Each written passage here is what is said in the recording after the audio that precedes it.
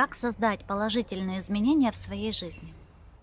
Итак, проживая каждый день своей жизни, ищите в нем больше причин, чтобы смеяться и радоваться. Если вы хотите чувствовать себя хорошо, то не надо воспринимать ничего слишком серьезно. Именно это состояние создаст нужную легкость в жизни. Если вы не будете воспринимать все слишком серьезно, то уже с меньшей вероятностью заметите отсутствие желаемого. А если вы не будете сосредотачиваться на отсутствии желаемого, то будете чувствовать себя соответственно лучше.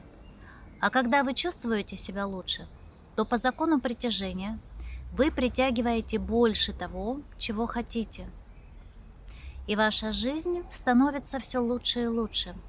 Наши чувства играют главную роль в качестве нашей жизни.